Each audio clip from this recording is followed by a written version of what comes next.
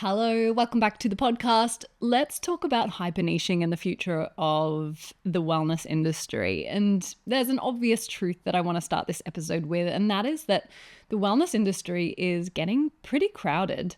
I often reflect on, the last 10 years of being in this industry, having run multiple businesses from a B2B business to a recruitment business. We've run a social media marketing agency.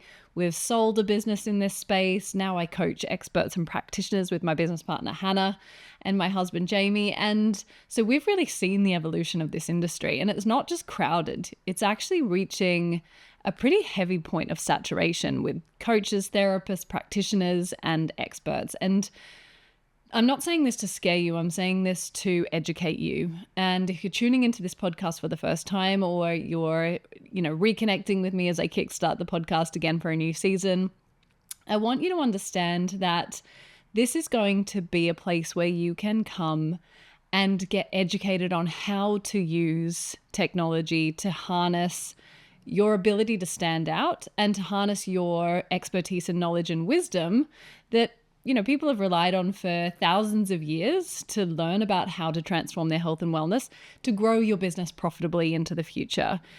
I heard it said recently, that businesses who are not going to be replaced by AI, but businesses who don't use AI are going to be replaced by businesses who do use AI. And if we were to adapt that for your specific industry, wellness practitioners who use AI are going to be the ones that stand out and that accelerate faster, that run this marathon of building online businesses with a secret weapon, a secret advantage.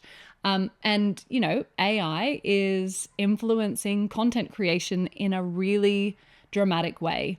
It is now easier, cheaper, faster than ever before in production and also accessibility. And so your ideal client can access a lot of what they need from the perspective of information and insight a lot more readily than they ever have been able to before. And it means that the bar is set even higher as far as content is concerned. So really vague content like, I help you feel better in your body, or, I'll help you reclaim your energy, or I'll give you confidence, isn't enough anymore. It's not Googleable or memorable, and it doesn't convert anymore. The other thing is there's a massive trust deficit. People have been burnt before by either practitioners or false information online when it comes to their health and solving pain points. And so we really need to think about what does work. And what does work is really laser-specific messaging that speaks directly to a problem that your ideal client is actively searching for help with, that is actively Googling. And these are going to be specific. And that's where hyper-niching comes in. So let's talk about the psychology of urgency and why it matters. Here's what we know from hundreds of client conversations that Hannah and I have had. People invest when there's urgency. When there is a specific acute problem, like, I can't sleep without relying on sleep medication, or I leak urine every time I exercise due to maybe, weak pelvic floor muscles, or my toddler's eczema is getting worse and I've tried everything. I've cut out foods. I need help. These are problems that disrupt somebody's life. They come with emotional weight, they come with frustration, they come with embarrassment, they come with fear, and that's what drives people to take action. So if your niche doesn't center around something specific or urgent, then the likelihood is that your audience will maybe like your content, but they won't buy from you. So the question is then, what makes a really great hyper niche in the wellness industry? Well, here's a bit of a checklist. You might want to write this down or come back and, maybe save this episode, refer to the show notes. Here's a checklist that we use inside our coaching programs and our courses, and in particular inside consistent clients, when we help our wellness expert clients to refine their niche.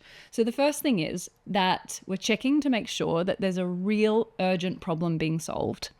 If your audience feels like they can wait, or that the problem isn't bad enough, or that it's not, a diagnosis or a labeled pain point, then they will wait. If they feel they can wait, they will. You need to be solving a problem and speaking to a problem that they want solved now. Second thing is there needs to be a strong link to meaningful life outcomes. So, for example, you're not just solving eczema, you are helping the child that has eczema or the parent of the child that has eczema to feel less stressed or to sleep better or to improve outcomes, physiological growth outcomes, reduce family stress, make that parent feel less guilty. They're the outcomes that you're selling that are meaningful, and they're attached to more social, emotional, life-related challenges. So think not just about the symptom and the specificity of the symptom, but also think about how it is impacting your ideal client's life. The third thing is that there's an emotional or social cost to not solving the problem. So we often feel that we have to, prove or audition for our clients to show them why they should pay us. And actually, when you have a specific hyper niche as a wellness practitioner, what you're thinking about and what you're selling is the cost of not solving the problem. And not a monetary cost, but an emotional cost. So think, intimacy or parenting or confidence or work performance or identity. What is it costing your ideal client not to solve this problem? The fourth thing is that, this specific hyper niche is actually searchable. So when your ideal client thinks about their pain point, like hip pain or type 2 diabetes or whatever else it is, histamine intolerance, that they're actually searching for those keywords, that it's memorable in their mind and that it's differentiated from, what else is happening in the industry that is more generalized, something that they might actually type into Google. And, when do you ever go to Google and say, I want to feel better? You don't. You ask Google, how do I feel less buzzy after coffee? Or what can I do to feel more refreshed in the morning? Or I've got a sore shoulder. What should I do? So think about your niche in those terms, something that, positions you as a go-to expert that your ideal client is actually searching for. I want you to think about why this hyper niching practice is your best strategy for growth. I'll give you a few examples of wellness experts that are really thriving right now. So one of our clients, helps parents to introduce animal-based foods to babies struggling with eczema. So she has a specific pain point that she's solving, babies with eczema and specifically parents struggling with that.